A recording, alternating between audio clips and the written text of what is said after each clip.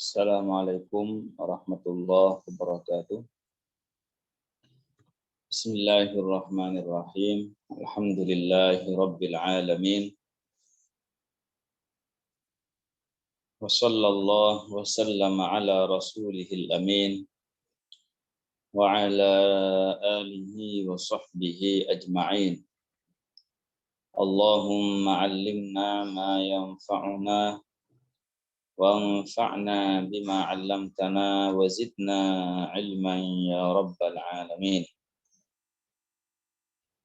Alhamdulillah, kita bersyukur kepada Allah Subhanahu wa taala dikarenakan masih diberikan kesempatan oleh Allah untuk melakukan ketaatan kepadanya.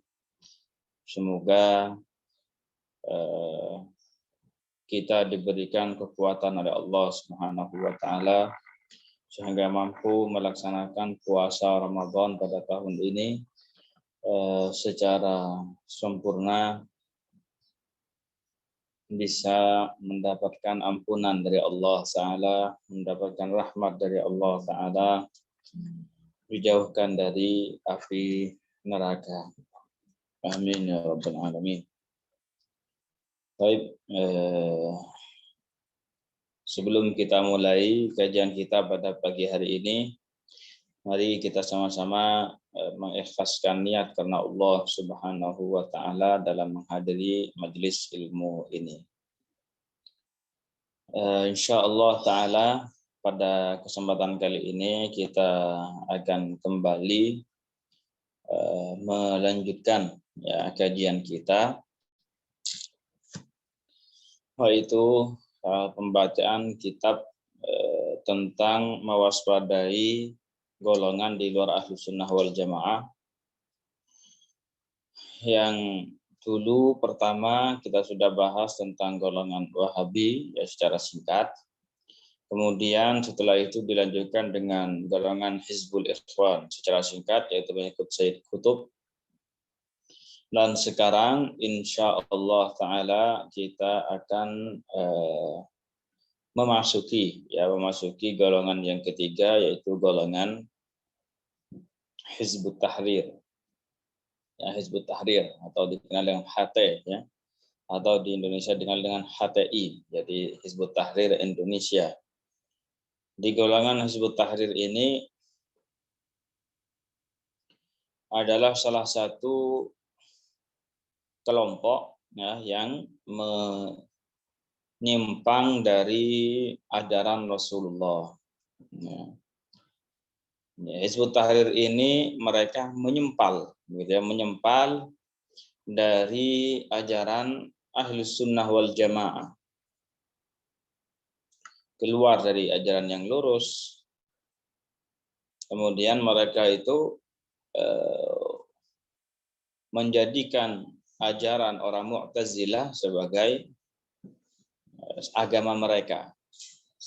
Ya, mereka menjadikan ajaran Mu'tazilah sebagai ajaran mereka.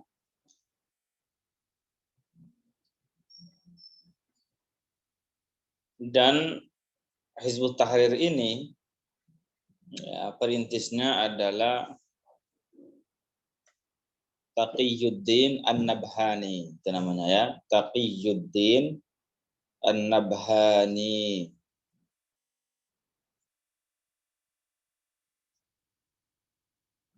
Ini berbeda ya dengan Syekh Yusuf An-Nabhani, beda ini. Walaupun sama Nabhani-Nabhaninya, tapi depannya beda dan orangnya juga beda. Pendiri Hizbut Tahrir itu adalah Taqiyuddin An-Nabhani. Sedangkan Yusuf An-Nabhani,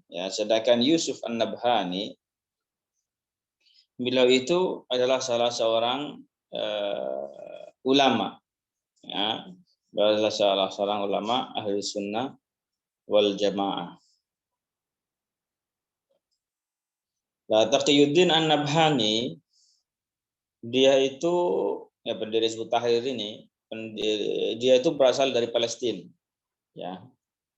Kemudian Ya, dari kemudian setelah itu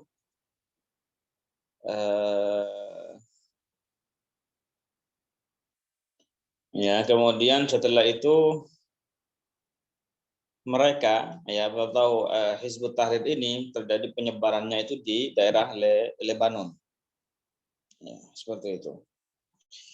Nah, nanti insyaallah taala kita akan membahas secara singkat. Semuanya yang dibahas di dalam kitab ini hanya secara singkat saja. Kalau mau tentang masalah Hizbut Tahrir yang lumayan lengkap dan banyak, itu ada kitab guru kita juga, yaitu kitab Syekh Abdullah Al-Harari rahimahullah. Satu kitab khusus membantah golongan Hizbut Tahrir. Seperti itu. Nah, sekarang silakan dibuka kitabnya dulu ya. Saya share.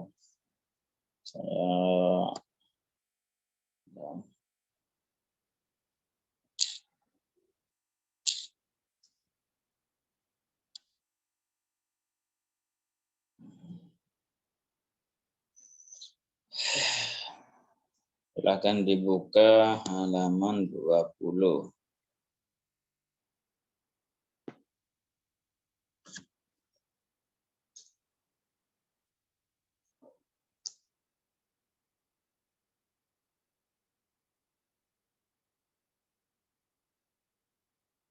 Nah, qala al-muallif rahimahullahu taala,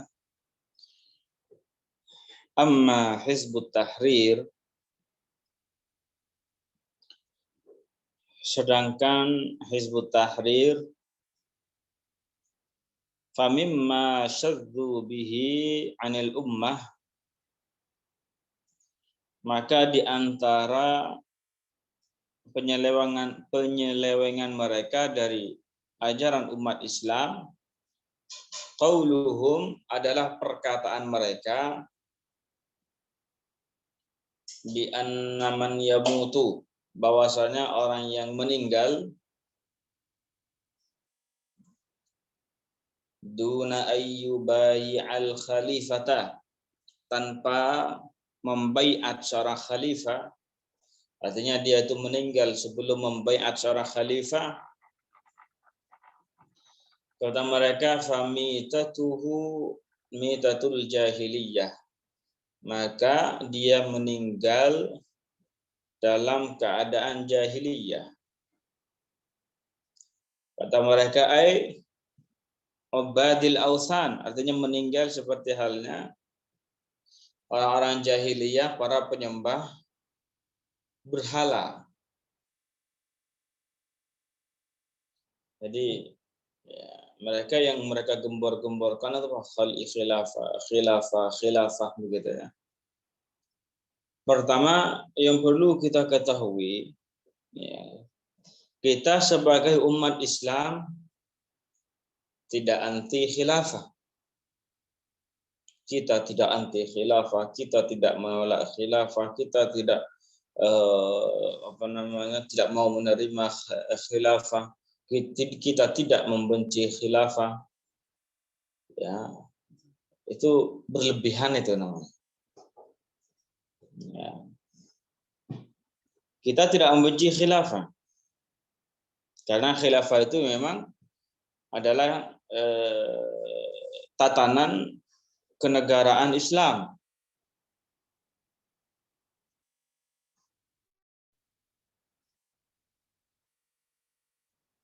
Dan pada suatu saat nanti khilafah akan kembali berkibar. Jadi tidak boleh bagi kita ya. Kita memang tidak suka Hizbut Tahrir semua. Ya. Mereka menggembor-gemborkan khilafah semua.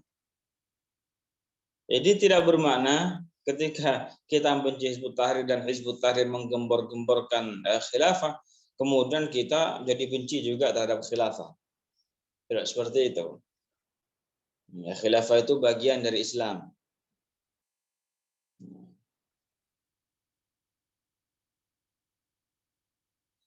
Cuma apa di sini yang bermasalah?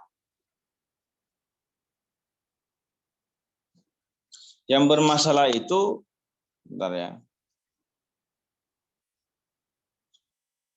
Mereka gini ya, konsep daripada khilafah yang mereka tawarkan itu berbeda. Bentar ya. Subhanallah. Jadi konsep yang mereka tawarkan atau mereka bentuk itu berbeda dari konsep khilafah yang diajarkan oleh para ulama.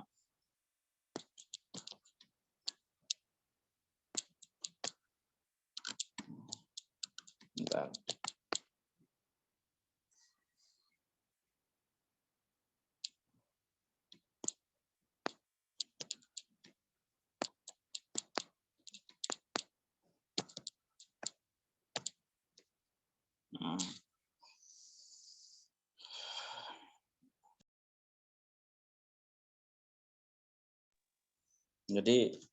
Jadi konsepnya kemudian mereka bilang apa? Ini mereka gembor-gemborkan, kata mereka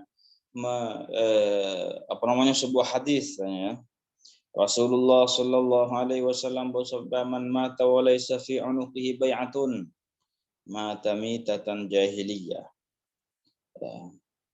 Kata mereka, barang siapa yang meninggal dan dia tidak membaiat seorang khalifah, maka mati dalam keadaan jahiliyah. Hadis ini digembor-gemborkan terus, ya, dikasih disampaikan ke orang ini, ke orang itu, ke orang ini, digembor-gemborkan itu dengan tujuan apa? Kamu ini, kalau enggak, misalnya seakan-akan mereka bilang kayak gini, kamu ini kalau tidak membaiat seorang khalifah, kamu akan meninggal seperti orang jahiliyah. Ada kalanya Allah alam apa yang mereka maksud, apa mereka mati dalam keadaan kafir atau mati dalam keadaan dosa besar, Allah alam.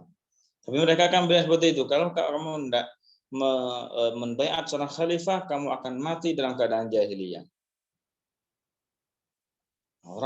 Kalau orang awam yang tidak ngerti agama, ketika dibilang seperti itu kan takut itu. Aduh, nanti kalau saya mati jahiliyah gimana? Aduh, kalau saya mati dalam keadaan kafir gimana? Aduh, kalau tidak saya baiat nanti gini, gini. Akhirnya dikarenakan kebodohannya, tidak ngerti ilmu agama, kemudian ditakut-takutin kayak gitu. Nanti dia bilang, terus siapa khalifah yang saya akan baiat? Nah, ketika sudah bertanya seperti ini, mereka sudah sampai kepada tujuan mereka. Baiatlah khalifah si fulan itu pimpinan mereka di mana? Di sana. Nah, kamu ini baiat si fulan itu, biar kamu selamat. Nah, itu. Jadi politiknya ke situ.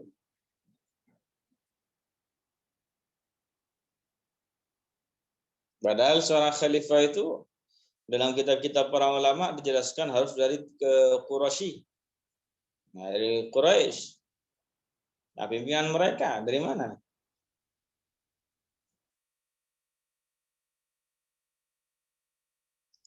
Nah, seperti itu. Padahal ya, dalam hadis tersebut itu tadi ya, mereka mentahrif ataupun menyelewengkan makna hadis tadi itu. Dengan mereka mengatakan pokoknya kalau kalian tidak membaiat, kalian akan mati jahiliyah. Ya khalifahnya saja sekarang tidak ada kok. Siapa yang mau dibaiat? Ya mungkin mereka nanti itu baiat saya, khalifah saya. Ya terus, pertama, dia dari Quraisy bukan? Kalau bukan, terus kok bisa jadi khalifah? Gimana itu? Kemudian setelah itu yang angkat jadi khalifah itu siapa? Kok tiba-tiba brojol begitu, langsung jadi khalifah begitu? Memang khalifah itu kayak mainan begitu, langsung jadi khalifah begitu, diangkat sama kroco-kroco begitu. Ya enggak. Yang angkat jadi khalifah itu ahlul hilli wal aqd. Jadi ada memang para ulama yang mereka itu disebut dengan ahlul hilli wal aqd, mereka yang mengangkat, yang menentukan seorang khalifah. Jadi tidak semudah seperti yang mereka lakukan. Sedangkan hadis tadi itu maknanya itu apa? Maknanya itu bahwasanya orang yang jika ada khalifah yang sah, yang mana hadisnya ya, itu mereka potong hadisnya itu. Jadi mereka potong hadisnya. Kemudian mereka apa? Langsung di situ. Langsung mereka comot sebagian saja tanpa menyebutkan sebelumnya. Ya, kalau semuanya makna hadis lengkapnya itu apa? Barang siapa yang jadi ketika ada seorang khalifah yang sah, ada khalifahnya. Jika ada seorang khalifah yang sah, kemudian setelah itu ada seorang yang tidak mau membaiatnya, membangkang. Memang dari awal tidak mau dia membaiat, dia membangkang dari awal. Ataupun ada seorang yang awalnya dia membaiat taat berdasarkan khalifah, setelah itu dia keluar dari khalifah kemudian balik menyerang khalifah, membangkang terhadap khalifah, maka kemudian dia mati ya, masih dalam keadaan seperti itu, inilah yang disebutkan oleh Rasulullah mitat apa namanya, mitatuhu jahiliyah, mitatul jahiliyah.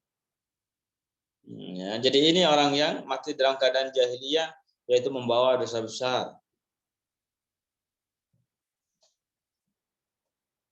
Ya, membawa dosa besar.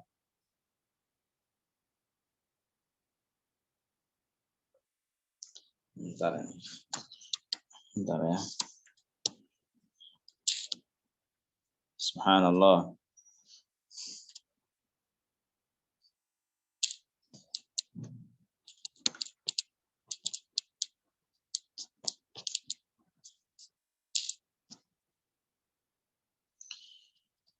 Jadi itu makna sebenarnya dari hadis Rasulullah, wa man mata wa laysa fi unuqihi bai'atun.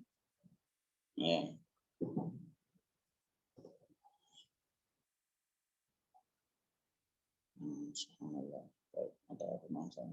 Jadi itu makna hadis Rasulullah yang menyebutkan bahwasanya orang yang meninggal tidak dalam keadaan membaiat seorang khalifah, maka matinya itu mati dalam keadaan jahiliyah, membawa dosa besar. Ya, sudah paham ya.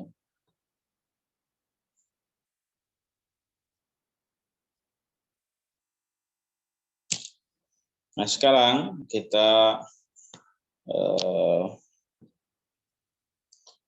masuk ke bantahan ya. Tadi sudah kita batas itu, bahwasanya mereka itu motong-motong hadis, kemudian mereka ambil sesuka hati mereka.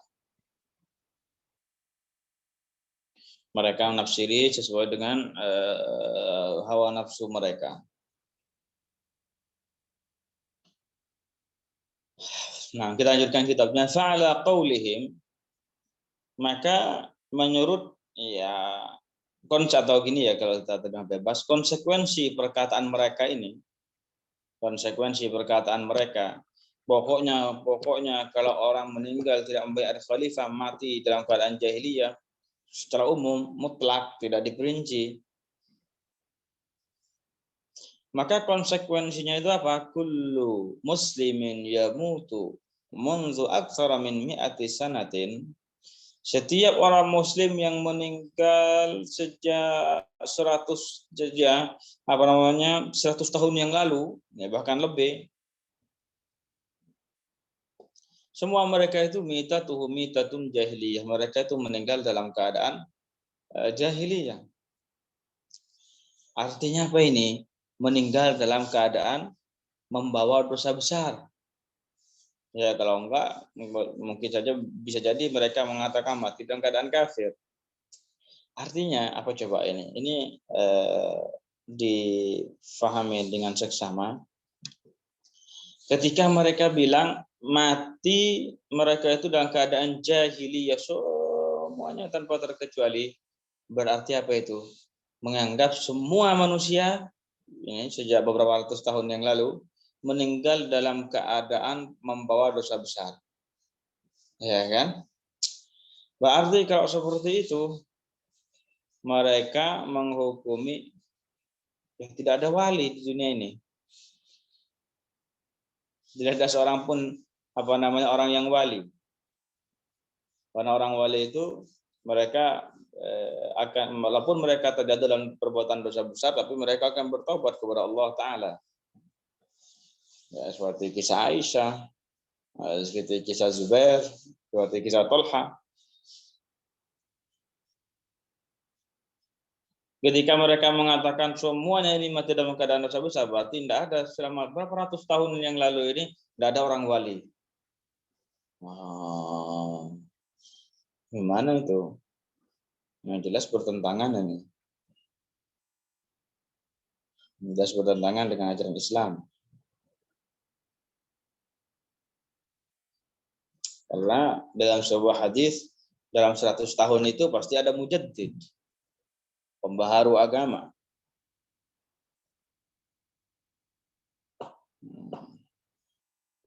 Berarti mereka menghukumi semua orang laki-laki, semua orang awam, ya, orang perempuan, Allah, semua orang baik yang awam, ya, orang yang awam ataupun alim, seorang yang alim ataupun kiai ataupun semuanya itu menurut mereka meninggalnya dalam keadaan dosa besar, membawa dosa besar.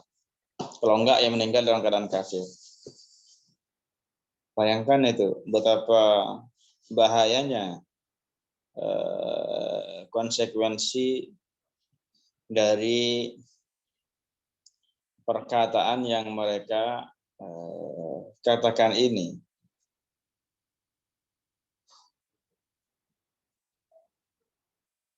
Subhanallah. Kita lanjutkan.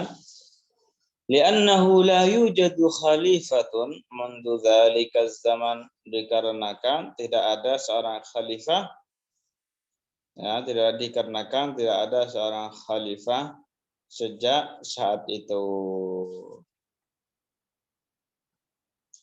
Ammal khilafatul ammah, ya, sedangkan khilafah yang umum, allati tudiru syu'unul muslimin, yang mengatur keadaan orang-orang muslim kullihim secara keseluruhan, faqad inqata'at mundu zamanin tawil, maka sungguh ia telah terputus sejak waktu yang lama. Fal muslimuna, maka orang-orang muslim, fi tarki nasbil khalifati, dalam meninggalkan ataupun dalam maka seorang muslim dalam atau seorang muslim ketika tidak mendirikan khilafah al-yauma, pada hari ini, lahum uzrun, mereka mempunyai uzur. A'nir ra'aya, maksudnya masyarakat. Jadi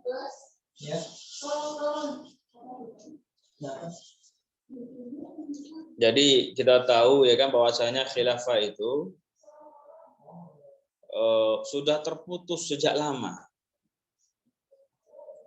Ya, khalifah itu sudah terputus sejak lama, khilafah.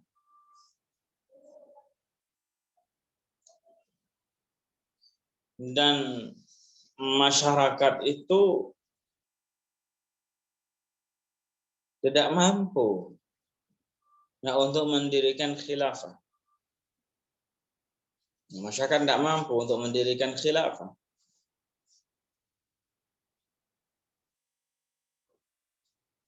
Dikarenakan mereka itu tidak mampu mendirikan khilafah, ya, masyarakat tidak mampu mendirikan khilafah, terus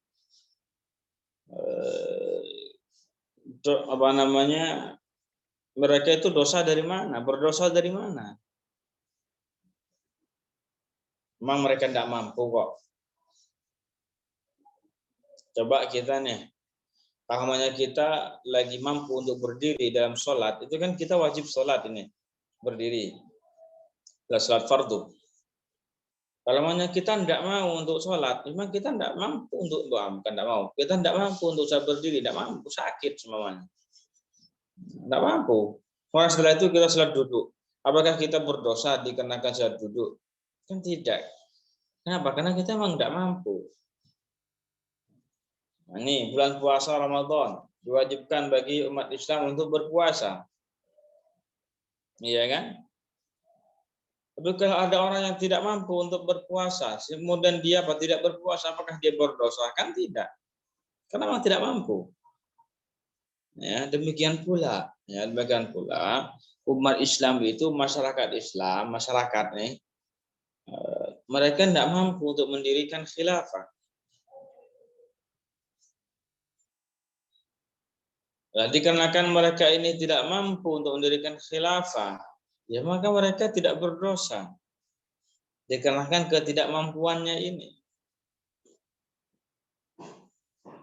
Beda dengan Hizbut Tahrir, pokoknya kalau tidak mau membayar khalifah, tidak dosa besar, mati dalam keadaan jahiliyah. Seperti itu yang mereka katakan. Ya, subhanallah.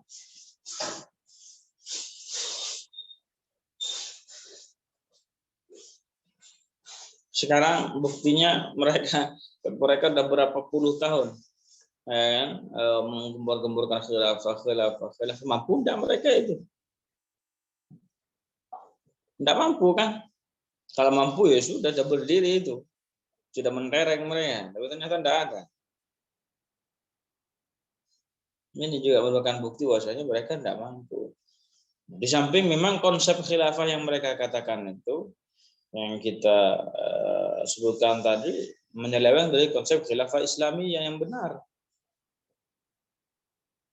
Bahkan nanti lebih parah lagi apa keyakinan mereka itu bukan keyakinan dari Ahlus Sunnah wal Jamaah, bahkan keyakinannya itu jika keyakinan yang mereka yakini ini mengeluarkan mereka dari agama Islam.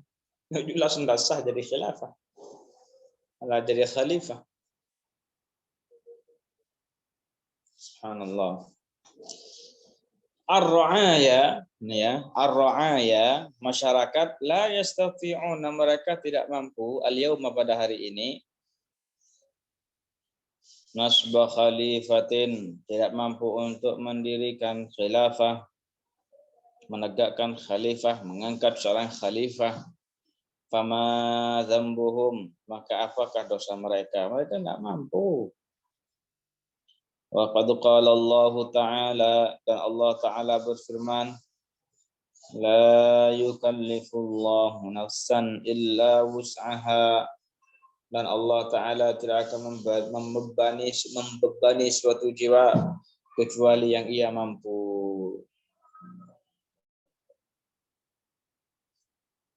Nah, ini merupakan rahmat dari Allah Subhanahu wa Ta'ala. Jadi hanya kalau kita dalam sholat, contohnya saya beri contoh saja. Dalam sholat contohnya kita kan wajib berdiri sholat fardu. Setelah itu kalau kita tidak mampu untuk berdiri, maka kita sholatnya apa? Dalam keadaan duduk. Setelah itu kalau kita tidak mampu lagi sholat dalam keadaan duduk, kita ngapain? Kita sholat miring. Setelah itu kalau tidak mampu lagi, kalau tidak miring kanan atau miring kiri, kita tidak mampu lagi, maka kita gimana sholatnya? Sholatnya itu dengan terlentang semuanya. Jadi kalau memang kita tidak mampu untuk sholat berdiri, sholat wajib untuk berdiri, ya sudah. Jadi Allah Ta'ala tidak membebani kita untuk sholat berdiri kalau kita memang tidak mampu. La yukallifullahu nafsan illa wus'aha. Allah Ta'ala tidak akan membebani suatu jiwa dengan sesuatu yang ia tidak bisa.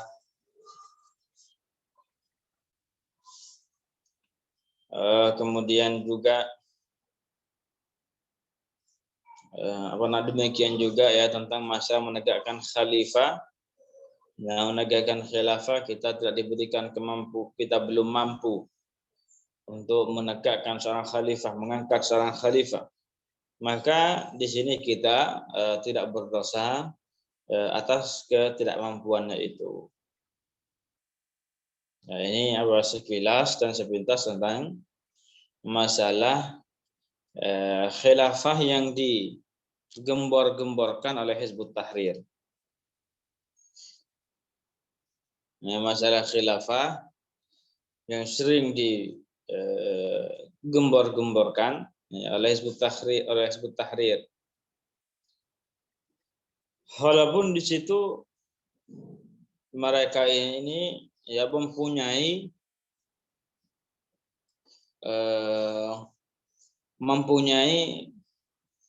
kesesatan lain, dan banyak ya. Di antaranya itu yang saya bilang tadi apa? Mereka itu mengikuti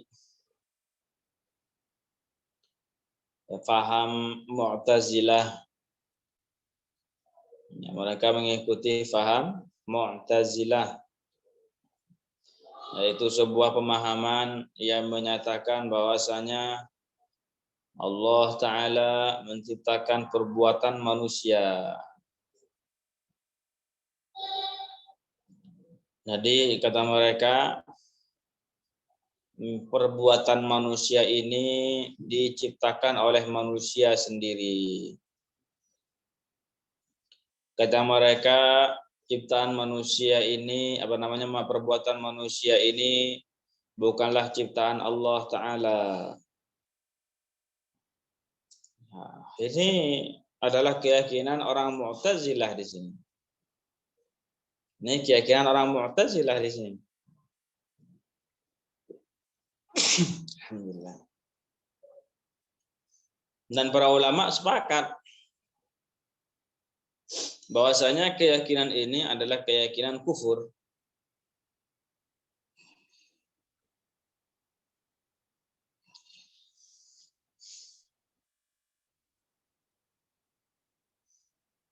Karena di sini mendustakan banyak firman Allah Ta'ala. Ya, di antaranya apa? Ya. Subhanallah. Di antaranya adalah firman Allah Ta'ala wa khalaqa kulla syai'. Ya. Dan Allah Ta'ala adalah pencipta segala sesuatu.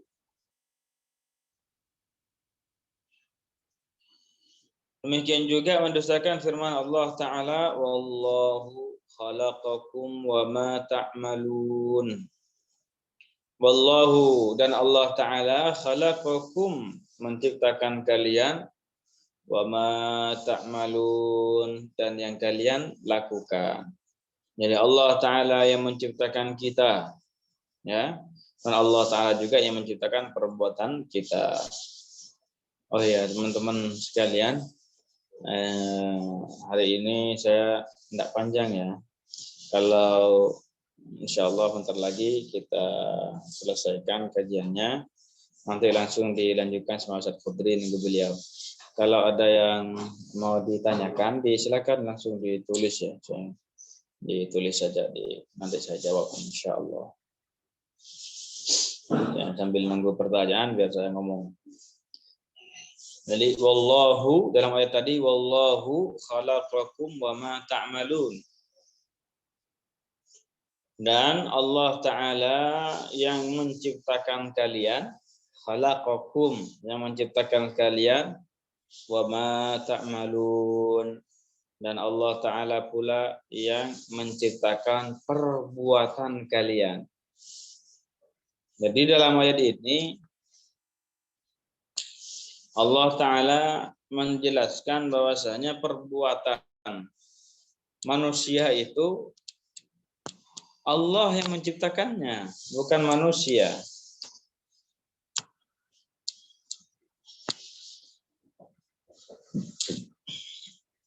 Ya, Allah Ta'ala yang menciptakannya, bukan manusia yang menciptakan.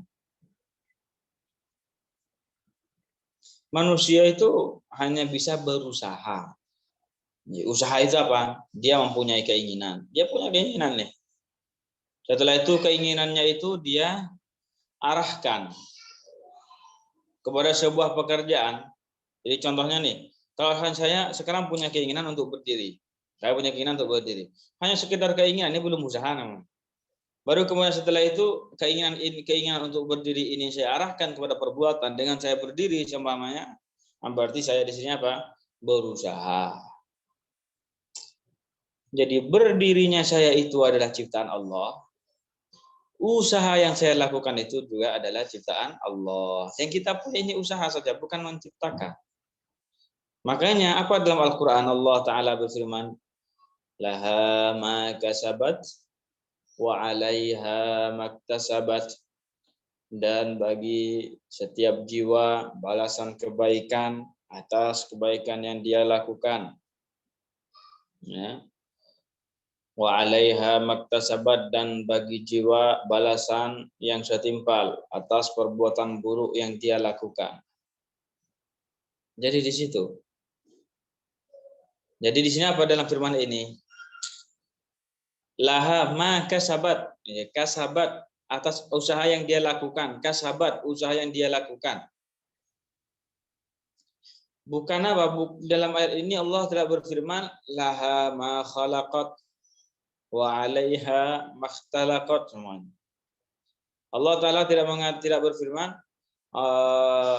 jiwa akan mendapatkan balasan kebaikan atas sesuatu yang ia ciptakan. Tidak ada yang ia ciptakan, tidak ada itu. Dalam ayat ini apa? Atas usaha yang dia lakukan. Ini menandakan apa? Manusia itu tidak menciptakan, hamba tidak menciptakan. Yang menciptakan itu hanyalah Allah Ta'ala. Ini keyakinan Ahlus Sunnah wal Jamaah. Insyaallah Ta'ala tentang masalah Hizbut Tahrir ini, permasalahan ini kita bahas ya lebih lanjut insyaallah Ta'ala jika tidak ada halangan di hari esok.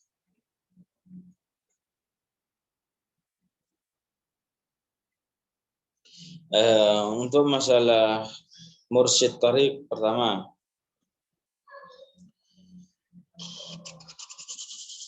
enggak. Jadi begini, kalau ya masalah khilafah dengan masalah mursyid tariqah itu berbeda.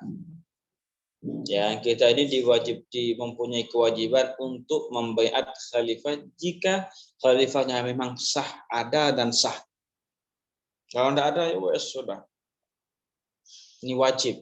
Nah, sekarang kalau semuanya kalau thariqah itu membaiat thariqah itu bukan suatu kewajiban. Yang baiat thariqah itu bukan suatu kewajiban. Itu hanya apa? Kita ingin mendidik jiwa kita datang kepada seorang guru nanti itu memberikan wirid kepada kita mengamalkannya. Dan itu bukan suatu kewajiban. Jadi mau kita baiat thariqah ataupun kita tidak membaiat thariqah, itu kita tidak berdosa. Ya, bisa dipahami ya. Baik, ini Syekh Khudri sudah bergabung dengan kita. Ya, bentar ya. Dan nanti langsung dilanjutkan sama beliau. Kita tutup pertemuan kita pada saat ini ya, dengan saya dengan pembacaan tahlil, shalawat dan istighfar. La ilaha illallah. Allahumma salli ala sayyidina Muhammad wa ala alihi wa sahbihi wa sallim. Rabbi ighfirli wa liwalidayya wa lil mu'minin wal mu'minat. Alhamdulillahi rabbil alamin. Barakallahu fikum wa ahsanallahu ilaikum wa jazakumullahu anna kulla khair. Wassalamualaikum warahmatullahi wabarakatuh.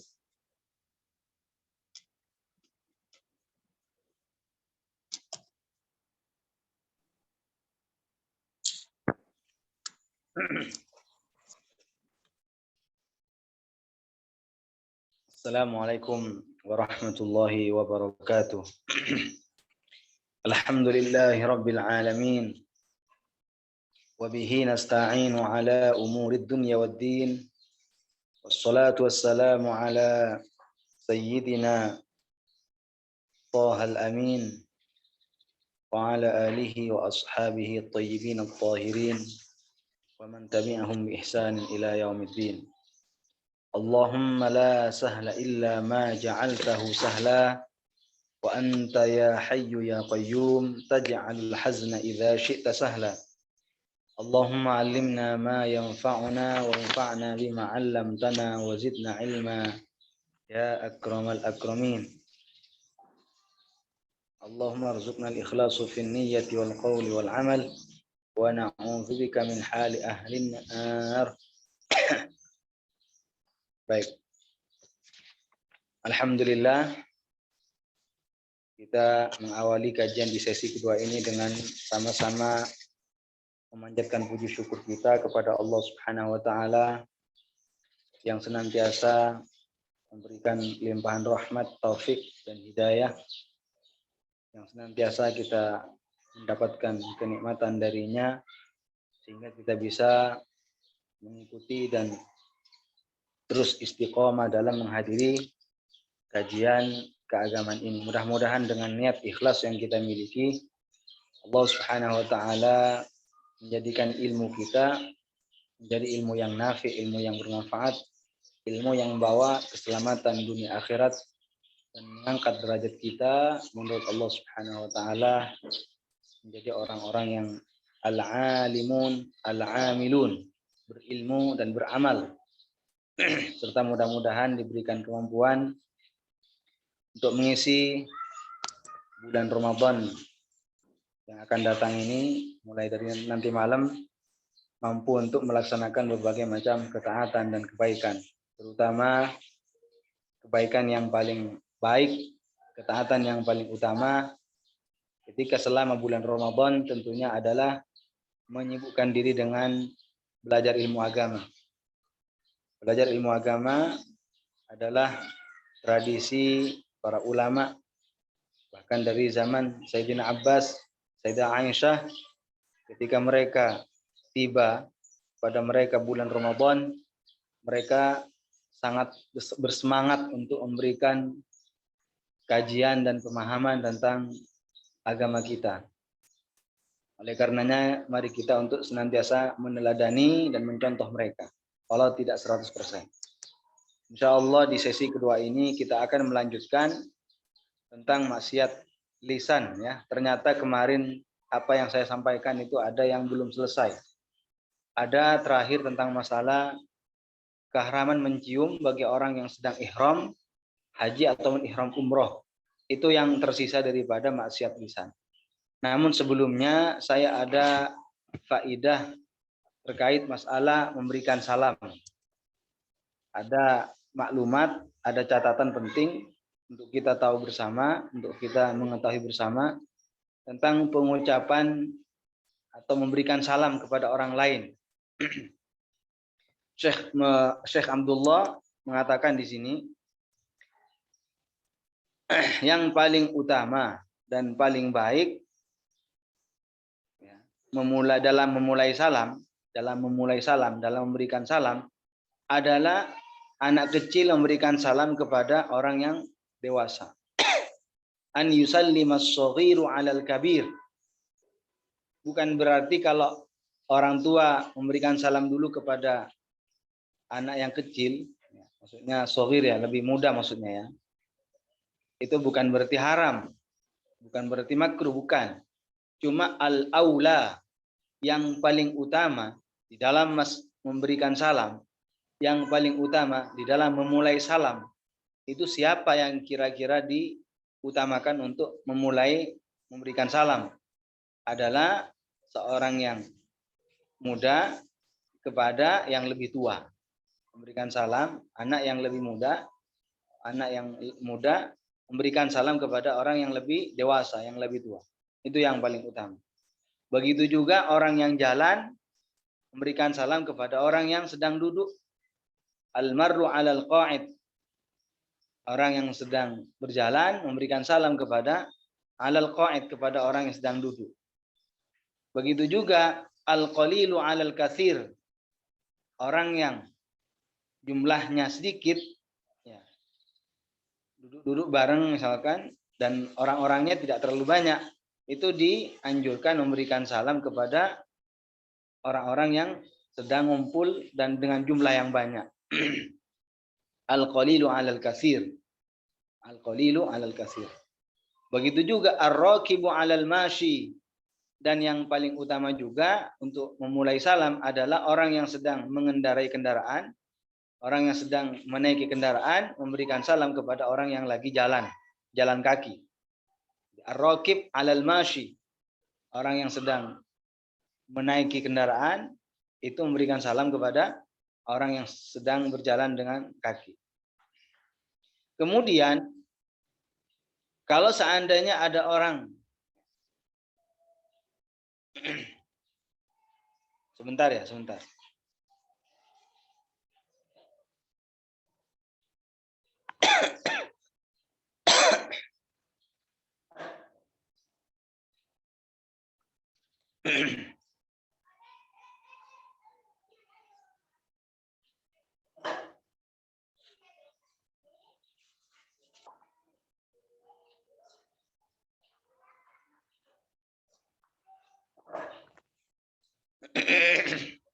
Ya. Kemudian kalau seandainya ada orang dikirimin salam oleh temannya atau siapa, maka apa? Maka dia menjawab waalaihissalam. Ya. Jadi kalau seandainya ada temannya kirim salam ya, melalui orang lain untuk disampaikan, maka yang dikirimin salam itu menjawab begini, waalaihissalam. Waalaihissalam. Begitu juga kalau seandainya ada orang kirim salam tapi melalui tulisan, melalui risalah, melalui tulisan. Di dalam tulisan itu berbunyi apa? Assalamualaikum atau assalamualaikum. Maka orang yang dikirimin pesan, tulisan itu juga harus menjawab. Harus menjawab. Waalaikumsalam.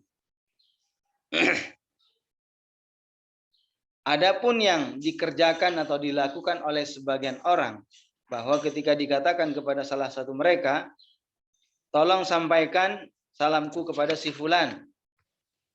Maka orang yang diamanahi untuk menyampaikan dia apa?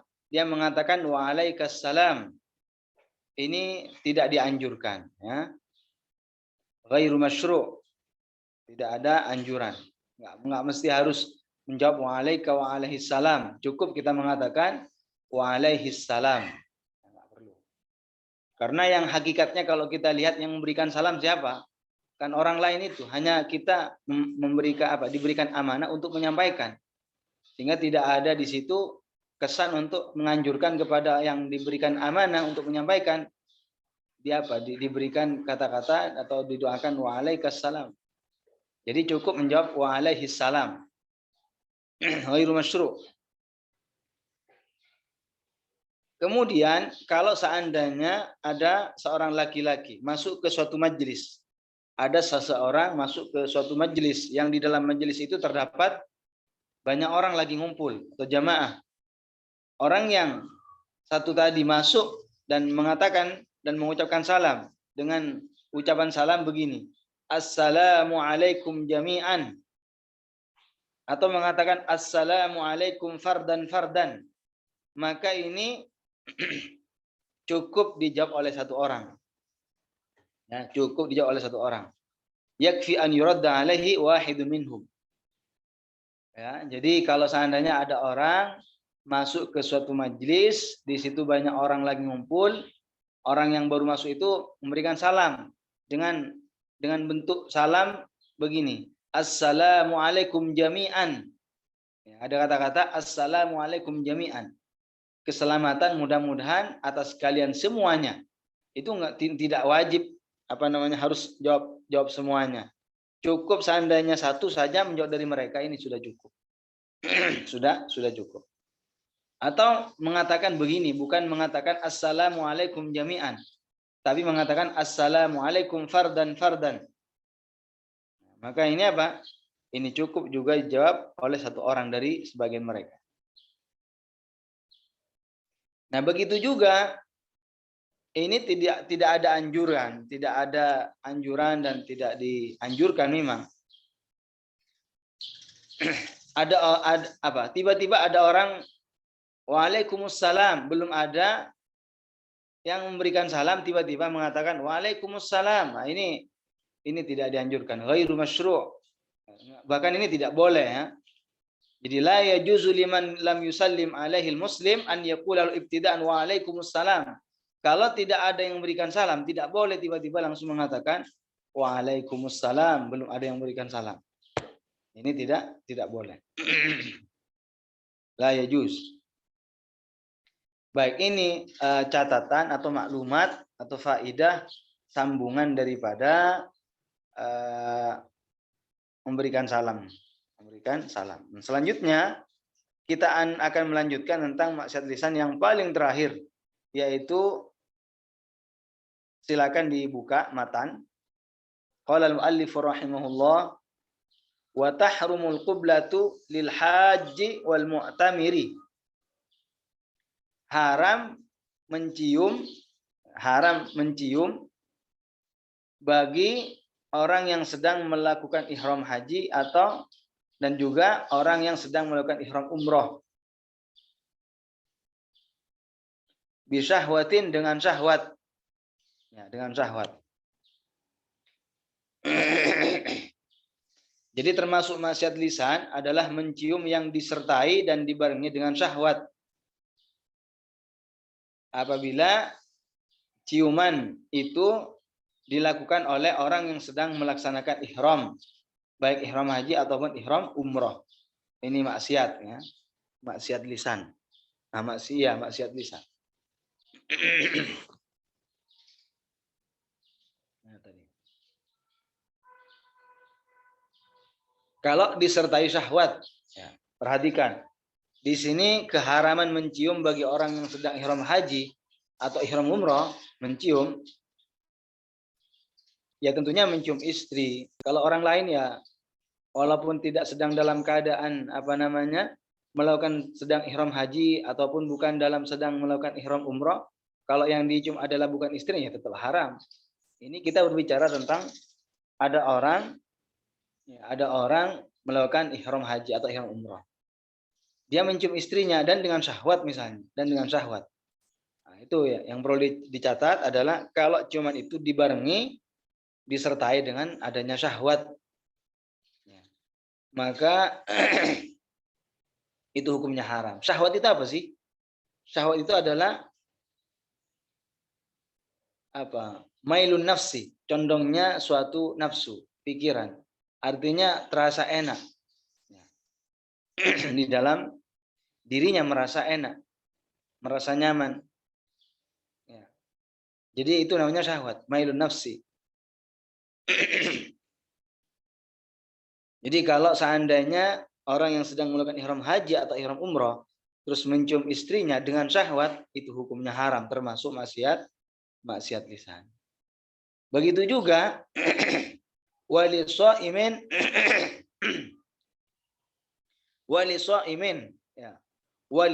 fardhan. Begitu juga haram mencium bagi orang yang sedang menjalankan ibadah puasa fardu. Maksudnya puasa fardu apa? Berupa puasa Ramadan atau nazar atau kafarah. Kapan keharaman orang yang sedang berpuasa mencium itu hukumnya haram? In khosyal inzalah, jika khawatir keluar sperma.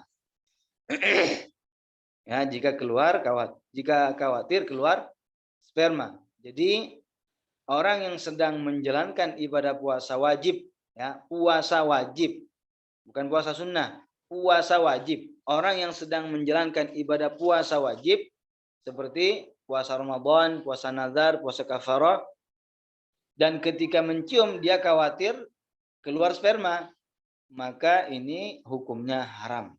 Maksudnya keluar sperma gara-gara ciuman itu. Maka ini hukumnya haram. Kalau keluar sperma, batal.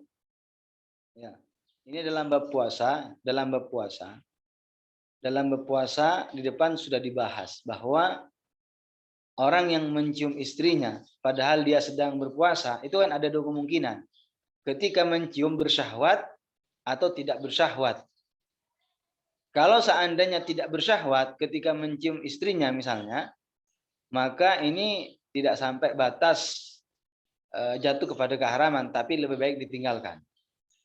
Seorang suami mencium istrinya padahal itu sedang berpuasa, dan ketika mencium tidak ada syahwat, maka lebih baik ditinggalkan.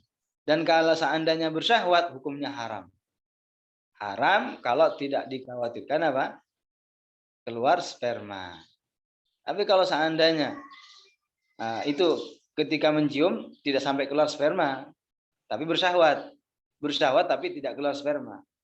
Tapi kalau seandainya keluar sperma gara-gara mubasyarah, bersentuhan langsung tanpa penghalang dan keluar sperma, maka itu hukum puasanya menjadi batal.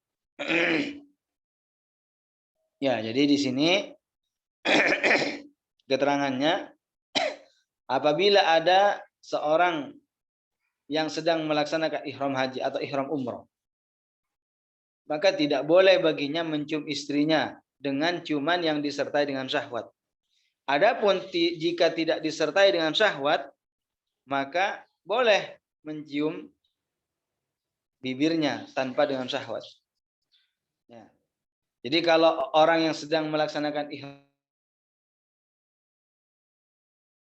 kemungkinan kalau tidak bersyahwat, ya juz. Fa yajuzu an yuqabbilaha qublatas syafaqah misalkan. Maaf ya, bukan mencium bibir, maaf. Jadi orang yang sedang melaksanakan ibadah haji atau ibadah umroh, ketika mencium istri, itu kan ada kemungkinan, ada dua kemungkinan. Kalau menciumnya sebagai tanda kasih sayang, cintanya, qublatas syafaqah, dan tidak disertai dengan syahwat. Seorang yang melaksanakan ibadah haji atau ibadah umroh mencium istrinya dengan ciuman syafaqah, menunjukkan rasa kasih sayang, tapi tidak disertai syahwat. Tidak ada syahwat, maka ini boleh. Hukum mencium seperti ini hukumnya boleh. Terus yang tidak boleh bagaimana kalau orang yang sedang ihram haji atau ihram umroh mencium istrinya dibarengi dengan syahwat? Ini hukumnya yang termasuk maksiat lisan. Begitu juga orang yang sedang melaksanakan ibadah puasa fardu, orang yang sedang berpuasa fardu, apabila puasa yang dia lakukan berupa puasa Ramadan atau puasa nazar atau puasa qadha atau puasa kafarah, haram baginya mencium istrinya di tengah melaksanakan ibadah puasa dengan ciuman yang menimbulkan syahwat, apabila khawatir keluar sperma dari gara-gara menciuman tersebut, mencium perbuatan mencium tersebut. Karena puasanya puasa fardu kan, statusnya kan dia puasa fardu. Jadi saya ulang, kalau ada orang sedang menjalankan ibadah puasa fardu seperti puasa Ramadan, puasa nazar, puasa kafarah, maka diharamkan baginya di tengah-tengah atau di saat sedang melaksanakan ibadah puasa, itu haram mencium istrinya apabila ciuman itu dibaringin dengan syahwat. Apabila ciuman itu menimbulkan syahwat dan khawatir keluar sperma. Idza khasya inzala al-maniyyi min hadhil qublah. Apabila ia khawatir keluarnya sperma gara-gara ciuman tersebut. Ini kalau puasa yang dilakukan adalah puasa fardu. Adapun apabila puasa yang dia lakukan adalah puasa sunnah, maka fayajuzu. Kenapa boleh ciuman? Karena kalau dalam puasa sunnah itu boleh diputus, berhenti daripada puasa. Kalau puasa fardu kan tidak boleh diberhentikan. Dalam perbuatan sunnah, apa saja jenis sunnahnya. Misalkan bangun jam 7 pagi. Ya, bangun jam 7 pagi. Ketepatan hari itu hari Senin atau Kamis. Kan disunahkan untuk berpuasa. Tapi apa? Dari awal dia sudah niat puasa. Tapi tiba-tiba berubah pikiran di siang harinya pas duhur misalkan mau putusin puasanya, mau berhenti, mau buka saja. Walaupun alasannya bukan karena tidak mampu, bukan. Ya hanya pengen saja. Bukan karena alasannya tidak mampu. Hanya pengen saja mau berhenti. Maka hukumnya tidak haram. Ini kalau ibadah puasa. Atau sholat. Ada orang melaksanakan sholat sunnah. Habis mendapatkan 1 rakaat, belum selesai, berhenti saja.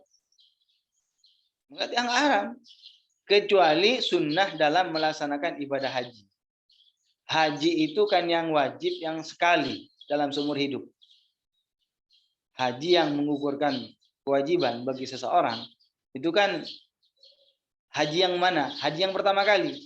Adapun ketika orang pergi ke tanah suci untuk melaksanakan ibadah haji yang kedua, ketiga dan seterusnya, status haji yang dilakukan yang kedua dan seterusnya itu bukan wajib, itu punya sunnah. Nah, di sini termasuk yang dikecualikan. Walaupun orang itu sedang melaksanakan ibadah haji yang sunnah, nggak boleh diputusin kalau dalam masalah haji.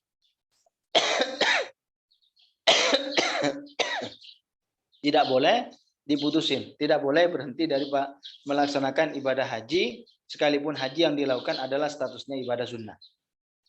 Haji yang sunnah. Tapi kalau selain haji seperti puasa, seperti sholat, atau apa yang lainnya, dan itu statusnya sunnah, boleh diputus. Jadi kalau orang yang sedang melaksanakan ibadah puasa sunnah, kemudian mencium istrinya dengan syahwat, itu boleh dan tidak haram. Tapi kalau dalam puasa wajib, hukumnya haram. Ciuman yang menimbulkan syahwat. Apabila khawatir keluar sperma.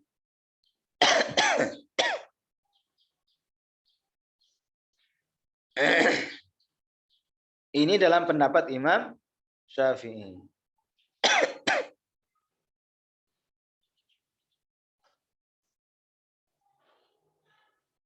Baik.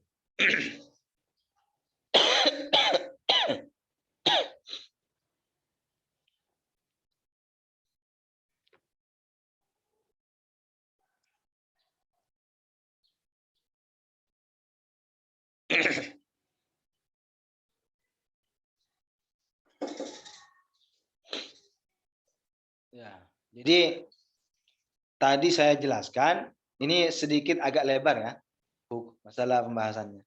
Tadi saya jelaskan, pahami yang pertama dulu apa yang saya sampaikan. Pertama tadi saya sampaikan bahwa orang yang sedang berpuasa wajib mencium istrinya dibarengi dengan syahwat dan khawatir keluar sperma. Hukumnya apa? Hukumnya haram. Hukumnya haram. Akan tetapi menurut satu pendapat ternyata bukan haram, tapi hukumnya makruh. Dengan hukum makruh yang sudah hampir mendekati keharaman. Sebagaimana dikatakan oleh Al-Imam An-Nawawi dalam kitab Majmu'.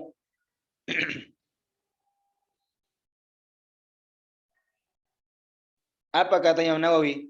Tsummal karahatu fi haqqi man harrakat ail qiblatu syahwatahu karahata tahrimin. Nah, jadi kemudian termasuk yang makruh juga bagi orang yang mencium dengan ciuman yang menimbulkan syahwat dengan makruh tahrim. Dengan makruh tahrim artinya apa? Ya mendekati keharaman. Jadi makruh.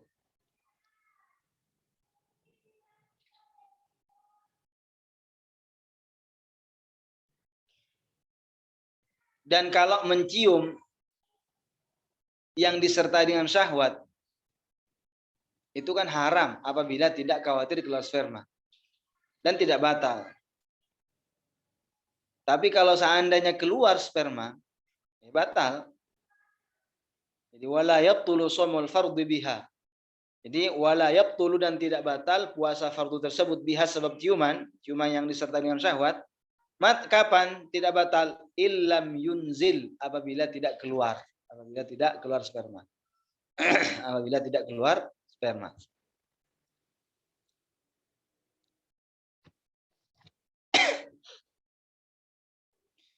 Jadi saya ulang, ada 3 poin di sini. Nah, ada 2 poin. Poin pertama, ada 2 pendapat. Ya. Mencium istri, ada kalanya dibarengi syahwat, ada kalanya tidak dibarengi syahwat.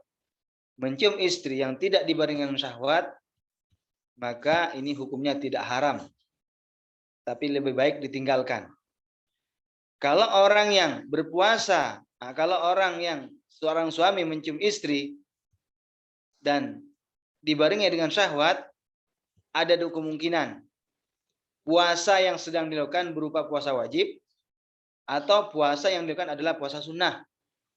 Kalau seandainya puasa yang dilakukan itu adalah berupa puasa wajib, dan ketika mencium bersyahwat dan tidak khawatir keluar sperma, ini ada 2 pendapat. Menurut pendapat yang pertama, hukumnya haram. Dan pendapat yang kedua, hukumnya makruh. Sebagai makruh dengan makruh tahrim, mendekati keharaman. Ini pendapat Imam Nawawi. Ini pendapat Imam Nawawi. Nah, sekarang selanjutnya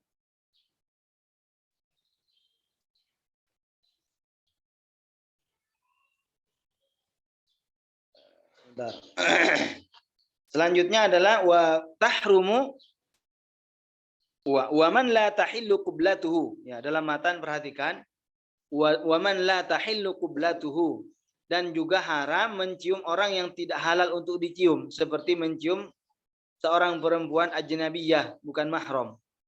Ya. Jadi mencium seorang wanita yang bukan mahramnya, ya, walaupun tanpa disertai dengan syahwat, haram. Ini mencium.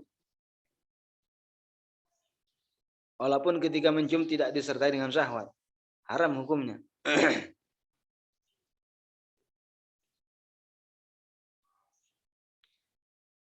Jadi waman la tahillu qiblatuhu, dan haram mencium orang yang tidak halal baginya untuk dicium, kal ajnabiyah, seperti perempuan ajnabiyah. Apa itu perempuan ajnabiyah? Menurut istilah ulama ahli fikih adalah selain mahram, selain istri, dan selain budaknya. Selain budaknya.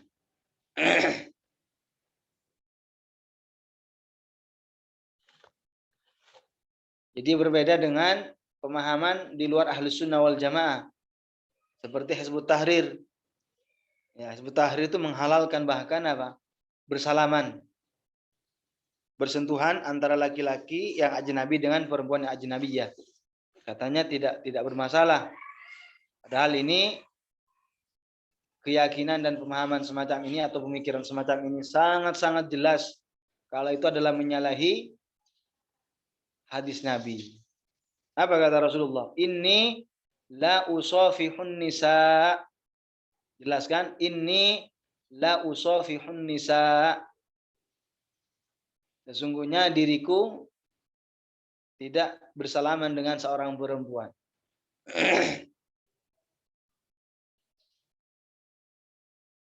Kata Rasulullah pada hadisnya, la ayyut ana ahadukum bihadidatin fi ra'sihi khairun lahu min ayyamas samra'atan la tahillu lahu. Jadi jika ada salah seorang di antara kalian ditusuk kepalanya, ya, ditusuk kepalanya dengan besi, lalu dengan besi,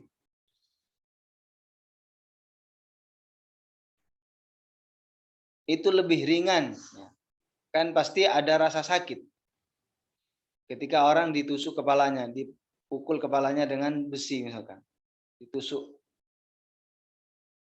dengan besi di kepalanya, itu kan pasti sakit. Nah, sakit gara-gara terkena besi itu masih khairun lahu min ayyamas samra'atan la tahillu lahu. Itu lebih ringan daripada azab atau hukuman daripada menyentuh seorang perempuan yang tidak halal untuk disentuh.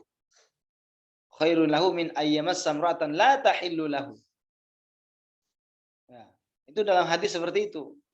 La ayyut'an ahadukum bi hadidatin fi ra'sihi khairun lahu min ayyamas samratan la tahillu lahu. Jika ada salah seorang di antara kalian ditusuk kepalanya dengan besi, kan pasti merasa sakit, merasakan rasa sakit. Itu masih lebih ringan daripada siksa atau azab atau balasan gara-gara menyentuh seorang perempuan yang tidak halal untuk disentuh. Ya, ajnabiyah maksudnya. Bukan mahram, bukan istri, bukan budak. Menyentuh kan? Apalagi mencium. Bagaimana mencium?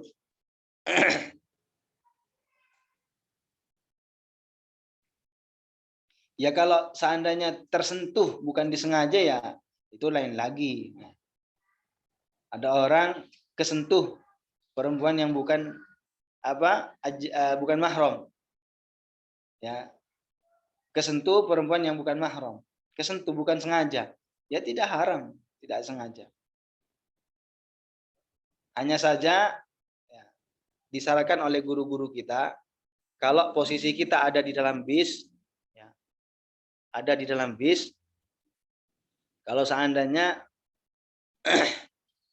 berdesak-desakan penuh penumpangnya, ya berusaha sebisa mungkin dengan menggunakan ya teori. Ada teori, bagaimana teorinya? Ya kasih pembatas, katakan tas apa gitu di sampingnya supaya tidak terjadi langsung bersentuhan langsung. Dikasih tas, dikasih koper misalkan. Jangan diberikan kesempatan atau ruang untuk terjadi gesekan, sentuhan. Karena meninggalkan suatu kemaksiatan itu pahalanya besar sekali. Satu kemaksiatan yang ditinggalkan itu lebih baik daripada 100 kebaikan. Itu kata Syekh Abdullah. Tarku maksiatin wahidatin afdalu min mi'ati hasanatin. Jadi kata Syekh apa? Meninggalkan satu kemaksiatan itu lebih baik apa? Ya baik maksudnya lebih bagus daripada 100 kebaikan. Jadi pahalanya besar. Dan jangan mengentengkan, jangan meremehkan, dan jangan merendahkan maksiat kecil. Ya. Jangan mengentengkan hal semacam ini. Karena perkara besar itu diawali dengan perkara kecil. Dengan terjadinya bersentuhan misalnya, itu bisa mengajak kepada kemaksiatan yang lebih besar. Dan setan selalu membujuknya. Dengan berbagai cara tentunya. Itu. Jadi mencium yang bukan mahramnya, ya, mencium selain istri dan mencium selain budaknya, ini hukumnya haram.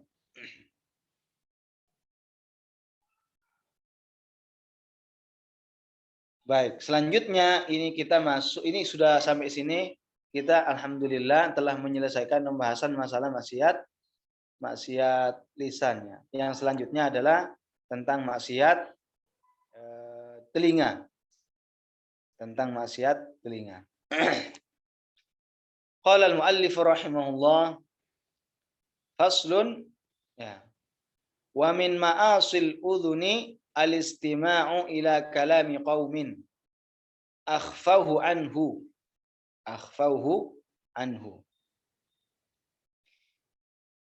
Bab ini adalah penjelasan mengenai maksiat telinga.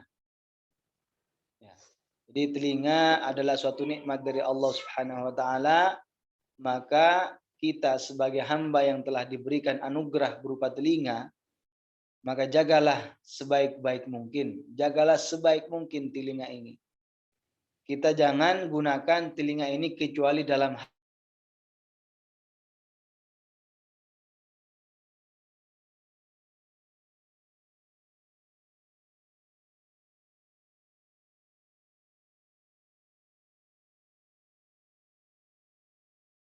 kita bisa mendengar sesuatu apapun yang kita bisa dengar. Nikmat. Orang kadang hilang pendengarannya, tidak bisa mendengar, mereka sangat ingin sekali bisa mendengar sebagaimana orang-orang lain. Sebagian orang tidak diberikan penglihatan oleh Allah Subhanahu wa taala, hilang penglihatannya, tidak bisa melihat. Betapa rasa inginnya, mereka itu ingin melihat sebagaimana orang yang lainnya bisa melihat juga. Ada orang diciptakan oleh Allah Subhanahu wa taala tidak ada kaki. Tidak ada kakinya. Cacat.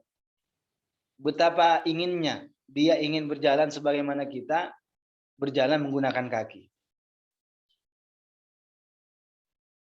Ada orang diberikan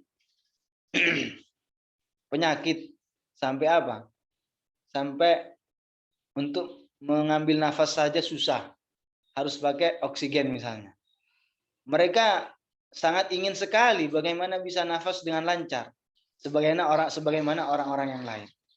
Kita ini ketika mengambil nafas dan menghembuskan nafas, kita aman-aman saja, nyaman-nyaman saja. Lalu kita lupakan justru digunakan untuk bermaksiat. Kita bisa mendengar. Justru apa sebagian orang pendengarannya digunakan untuk kemaksiatan. Kita diberikan mata, bisa melihat. Tapi justru sebagian orang apa? Menggunakan matanya dalam memandang kepada sesuatu yang diharamkan. Nah, itu namanya belum mensyukuri dengan syukur yang wajib.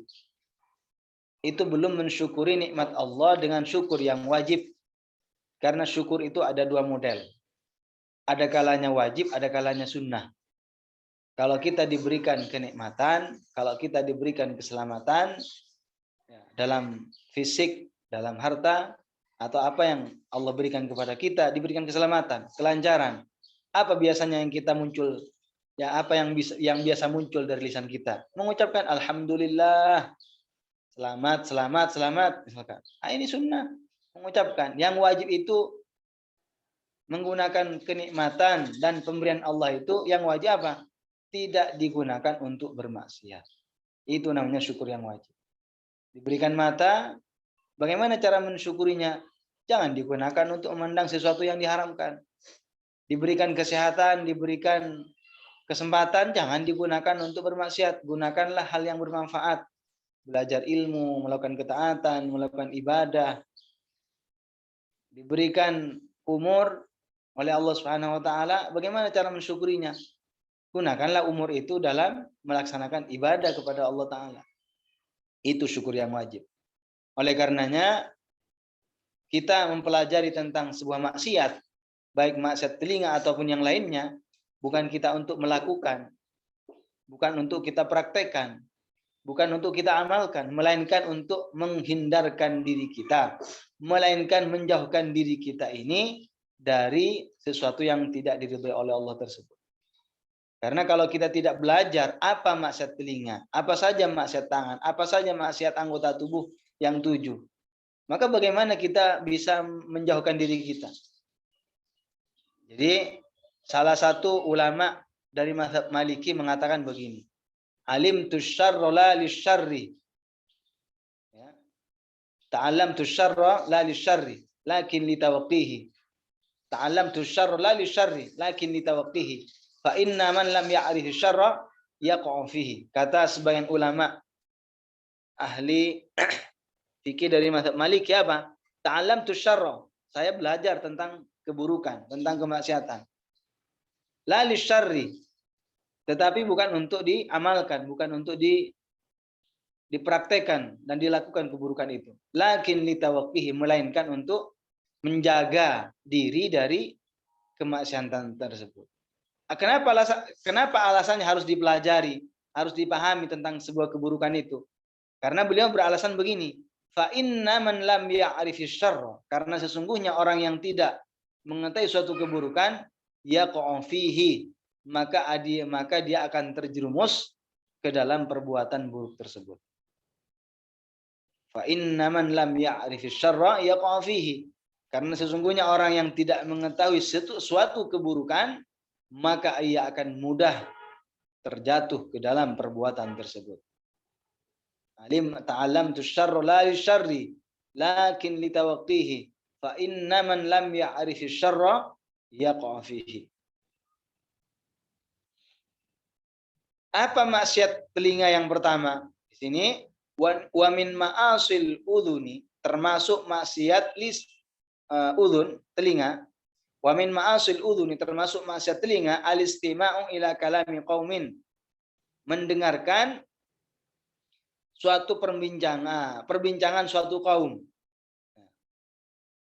Mendengarkan pembicaraan satu kaum yang mereka sengaja menyembunyikan pembicaraan tersebut kepada orang lain, sengaja disembunyikan. Akhfahu anhu, yang mereka itu apa?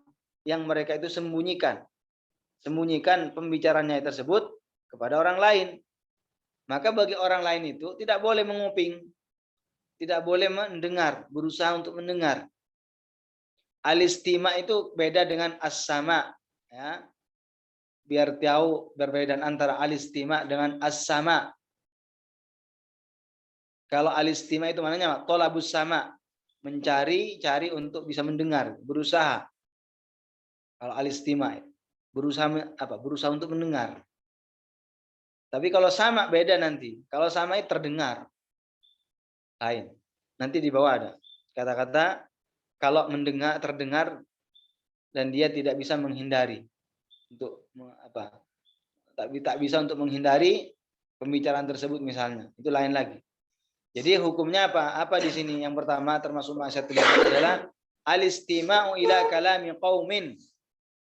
Mendengarkan pembicaraan satu kaum yang tengah berbicara, yang tengah berbincang-bincang, dan mereka tidak ingin pembicaraannya tersebut didengar oleh orang lain.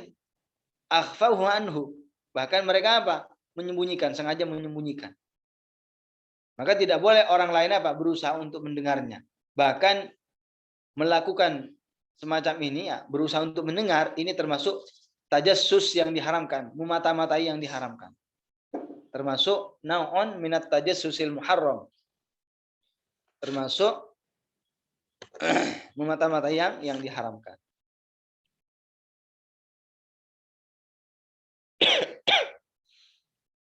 Kalau yang mendengar itu tahu, ya.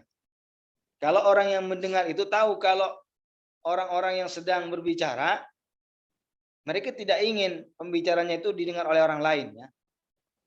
Sekarang beda kalau seandainya ada orang lain mendengar dan tidak mempermasalahkan, nah itu lain.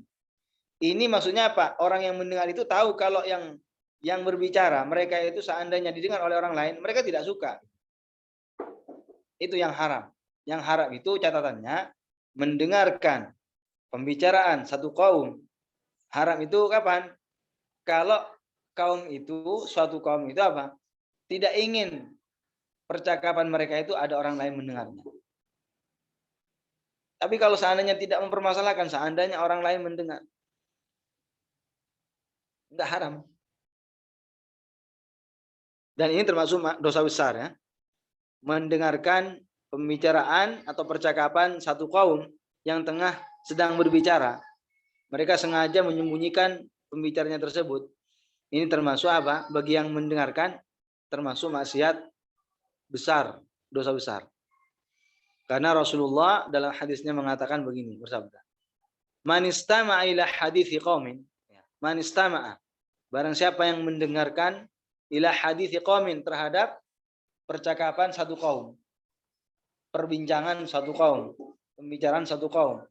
Wa hum lahu karihun, padahal mereka tidak suka didengar seperti itu, tidak suka. Wa hum lahu karihun, dan mereka tidak suka ada orang lain mendengarnya. Subba fi udhunaihi al-anuku yaumal qiyamah. Kata Rasulullah maka akan dituangkan di dua telinganya al-anuk pada hari kiamat. Ya, jadi maka akan dituangkan di dua telinganya pada hari kiamat al-anuk. Al-anuk itu al-anuk? Timah yang sudah meleleh. Timah yang leleh dituangkan ke telinganya. Ini gara-gara ketika di dunia ngoping suatu percakapan atau pembicaraan manusia.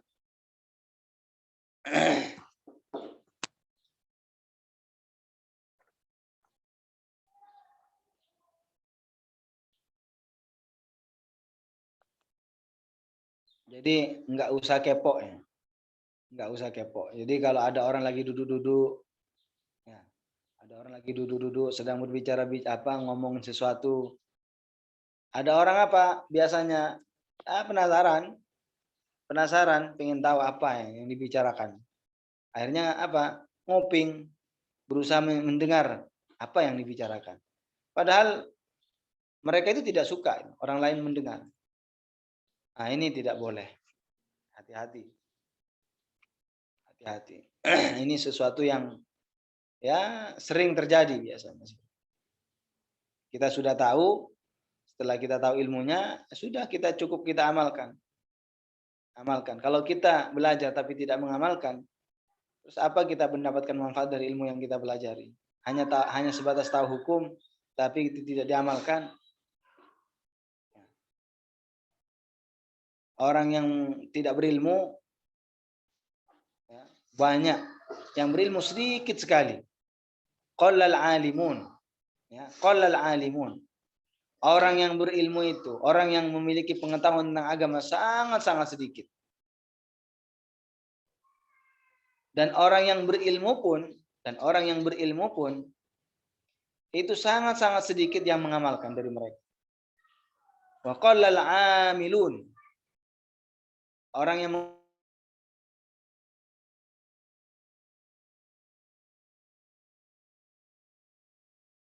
tahu alasan tapi tidak diamalkan. Dan orang yang mengamalkan pun yang disertai dengan ikhlas sangat-sangat sedikit.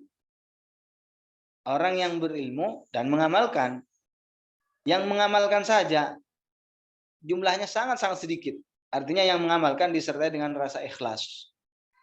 Ada orang mengamalkan dari ilmu yang telah dia pelajari, mempraktekkan apa yang telah pelajari, tapi punya tujuan tertentu, bukan untuk mencari ridha Allah Subhanahu wa taala, tapi apa? Cari popularitas, cari ketenaran.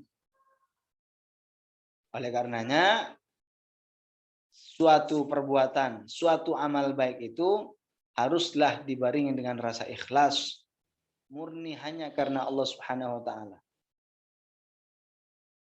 Apa trik seseorang itu supaya hadir dalam hatinya rasa ikhlas? Rasa ikhlas, rasa hanya mencari ridha Allah Subhanahu wa taala semata. Tanamkan dalam hatinya dengan baik bahwa la narra wa la nafi'a halal alal haqiqati illallah. Itu triknya. Bahwa tidak ada yang memberikan manfaat dan tidak ada yang mendatangkan kesulitan, kemudaratan, keburukan secara hakiki kecuali hanya Allah Subhanahu wa taala. Itu kata Syekh. Jadi trik atau cara untuk menghilangkan rasa riya, menghilangkan rasa pamer, dipuji orang lain, tapi yang hadir dalam hatinya hanya rasa ikhlas, katakan bahwasannya la dharra wa la nafi'a ala haqiqati illallah. Tidak ada yang mendatangkan suatu kebaikan, tidak ada yang mendatangkan suatu manfaat, dan tidak ada yang mendatangkan suatu keburukan secara hakiki kecuali hanya Allah Subhanahu wa taala semata.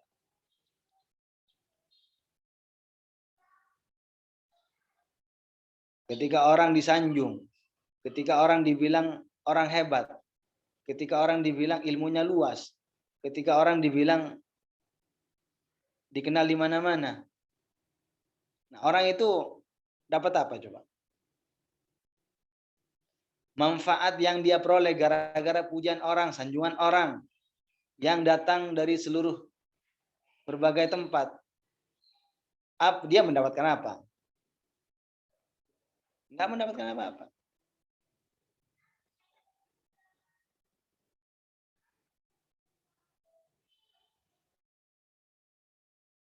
Ada orang dimintai fatwa dan tidak tahu ilmunya, dia hanya bisa menjawab, saya tidak tahu, saya mau bertanya kepada yang lebih tahu. Apakah orang-orang yang bertanya itu memberikan bahaya, sesuatu yang berbahaya bagi dirinya? Apakah ketidaktahuan seseorang itu dapat mendatangkan kemudaratan, mendatangkan sesuatu yang berbahaya? Sekalipun orang-orang bilang, wah itu tidak pandai, wah itu orangnya tidak berilmu, hanya apa ya? Hanya menghabiskan waktu yang berpuluh-puluh tahun, tapi sama saja sampai sekarang dia tidak tahu hukum semacam ini.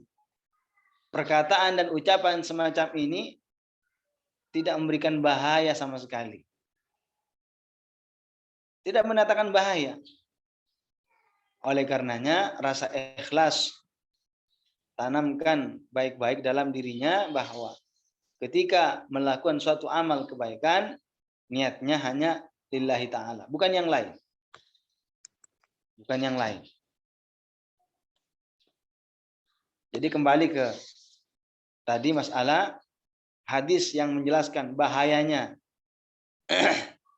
menguping, bahayanya orang yang berusaha mendengar suatu pembicaraan satu kaum, itu hadis Nabi.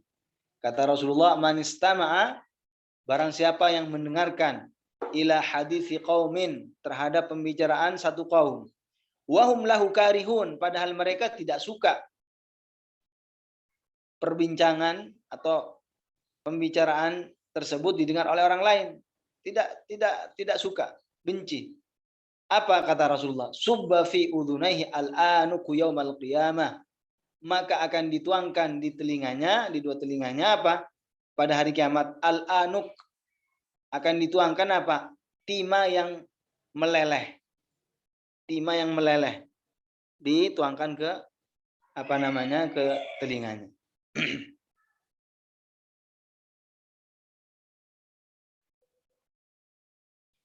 Nah, begitu juga agak persis seperti ini, mendengarkan suatu perbincangan satu kaum, perbuatan yang dilakukan oleh sebagian orang, apa? Mencari kabar tentang tetangganya, tanya-tanya atau kepoin kabar tetangganya yang sekiranya dapat menyakiti orang tersebut. Jadi kalau seandainya ada fulan punya tetangga, fulan itu bertanya, gimana sih fulan? Gimana itu kabarnya ini? Katanya ini. Tadi kenapa? Mencari kabar tentang si fulan, tetangganya. Nah, sekiranya kalau seandainya sampainya kabar kepada orang tersebut melukai perasaannya, ini juga termasuk maksiat. Nah, kita sudah tahu hukumnya, kita lebih memilih menyibukkan diri, aib diri kita sendiri. Jangan sibukkan aib orang lain. Ya kalau hanya tanya kabar, ya nggak apa-apa. Tanya kabar, tanya orangnya ada enggak. Kabar yang ditanya dan itu termasuk hukumnya maksiat telinga, kalau sekiranya kabar itu menyakiti orang tersebut. Seandainya sebab terdengarnya suatu kabar tersebut menimbulkan melukai perasaan atau tidak suka gitu. Tidak suka kabar tentang seseorang itu apa? Tersebar kemana-mana. Itu yang seperti itu yang diharamkan.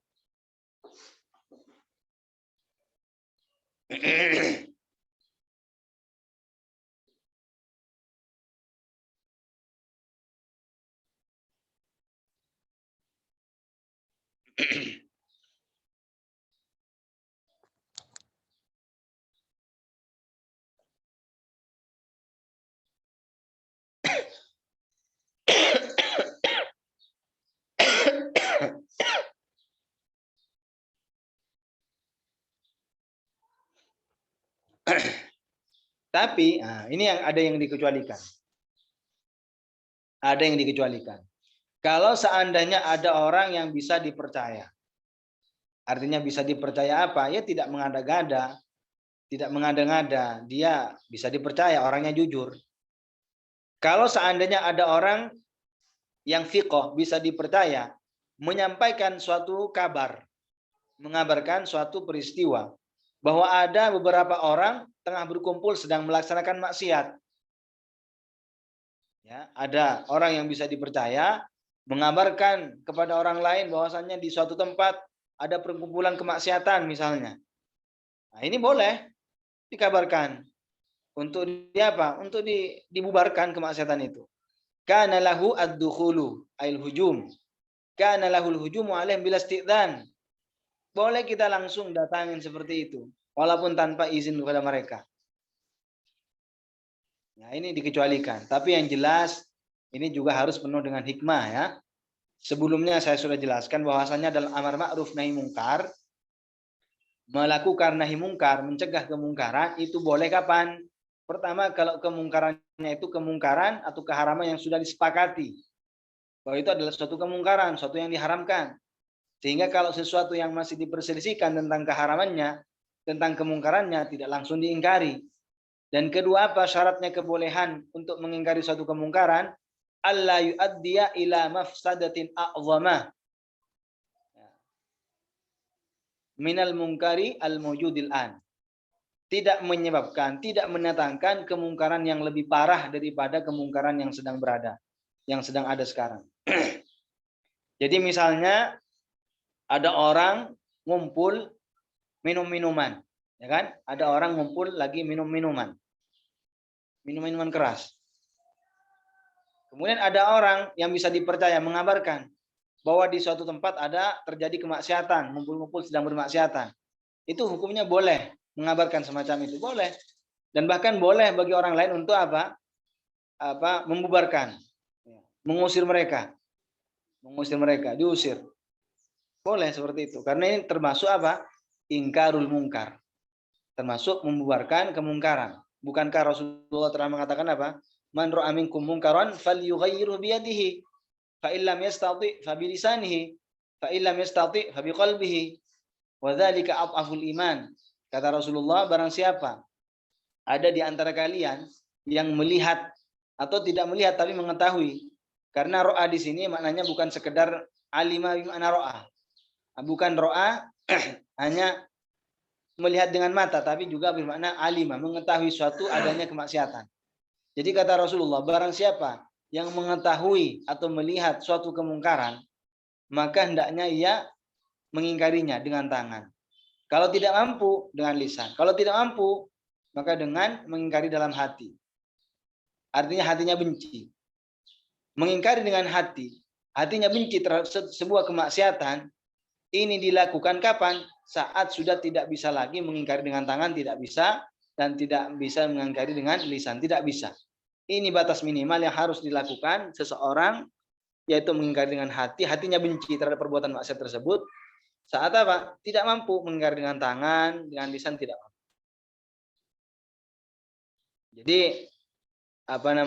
membubarkan atau mengusir suatu kelompok atau satu kaum yang sedang melaksanakan, yang sedang bermaksiat kepada Allah Subhanahu wa taala, boleh langsung diusir atau dibubarkan. Tapi itu ingat catatannya, kalau tidak menimbulkan kemaksiatan yang lebih parah. Kalau sekiranya nanti menimbulkan maksiat yang lebih gede, yang lebih besar, tidak boleh. Al-amru bil wajibi wajibun ala man dhanna ta'thiran wa illa qul fala. Kata Syekh dalam bait yang beliau karang, apa? Al-amru bil wajibi wajibun ala man dhanna ta'thiran wa illa qul fala. Jadi kemungkaran itu tidak ada hanya bagi seseorang semangat mengingkari, tapi harus tahu, harus dipahami cara-cara yang dibenarkan dalam ingkarul mungkar. Sebagian orang tidak mengabaikan, sebagian orang mengabaikan semacam ini, akhirnya apa?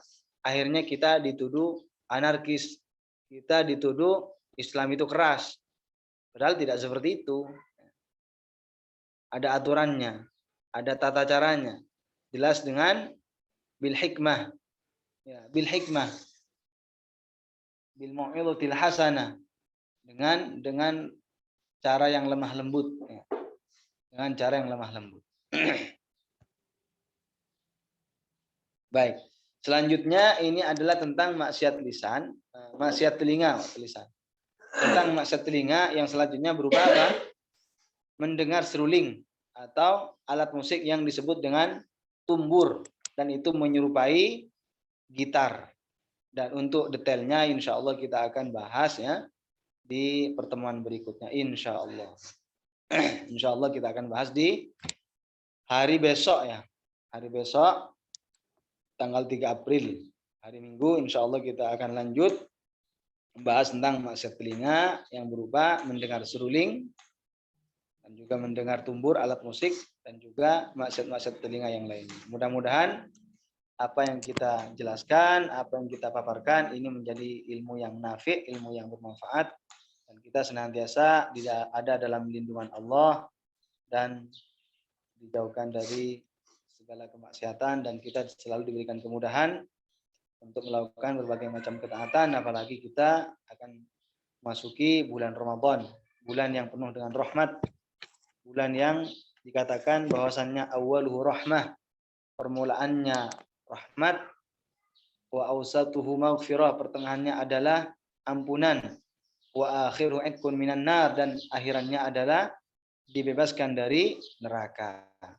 Nah, setiap hari di bulan Ramadan banyak sekali yang mendapatkan ampunan oleh Allah Subhanahu wa taala. Setiap hari. Dan pada hari akhir bulan Ramadan Allah akan mengampuni orang-orang sebanyak jumlah 1 bulan. Ya. Di akhir paling terakhir bulan Ramadan Allah akan mengampuni orang-orang sejumlah mulai dari hari pertama sampai hari terakhir. Itulah jumlah yang akan diampuni oleh Allah Subhanahu wa taala. Jadi bulan Ramadan ini adalah afdhalus syuhur. Bulan yang paling utama, bulan yang untuk menyucikan jiwa kita dari hal-hal yang mengeruhkan dan mengotorinya. Oleh karenanya Rasulullah pernah bersabda dalam hadisnya, "Man qama ramadhana imanan wa ihtisaban, ghufira lahu ma taqaddama min dzambihi." Barang siapa yang menghidupkan malam-malam bulan Ramadan, menghidupnya dengan berbagai macam ketaatan, ghufira lahu ma taqaddama min dzambihi, dan dia mengisi dan menghidupkan malam-malam bulan Ramadan atas dasar iman dan mencari pahala hanya dari Allah Subhanahu wa taala, maka orang itu akan diampuni dosa dan maksiat yang pernah ia lakukan. Mudah-mudahan kita mendapatkan keutamaan tersebut. Nah, mungkin sampai di sini. Ya, mudah-mudahan kita masih diberikan kesehatan, besok bisa berjumpa lagi, dan kita diberikan kemudahan untuk melaksanakan ibadah puasa. Baik, mari kita tutup dengan tahlil, sholawat, serta istighfar. La ilaha illallah, la ilaha illallah, la ilaha illallah. Allahumma sholli ala sayyidina Muhammad wa ala alihi wa sahbihi wa sallim. Allahumma sholli ala sayyidina Muhammad wa ala alihi wa sahbihi wa sallim. Allahumma sholli ala sayyidina Muhammad wa ala alihi wa sahbihi wa sallim. Rabbi ighfir li wa liwalidayya wa lil mu'minina wal mu'minat. Rabbi ighfir li wa liwalidayya wa lil mu'minina wal mu'minat. Rabbi ighfir li wa liwalidayya wa lil mu'minina wal mu'minat. Kalau memang ada pertanyaan, kalau ada, silakan dicatat sebelum lupa dan ditanyakan besok ya, hari Minggu. Barakallahu fikum wa ahsana ilaikum wa jama'ana wa iyyakum fil firdausil a'la. Assalamualaikum warahmatullahi wabarakatuh.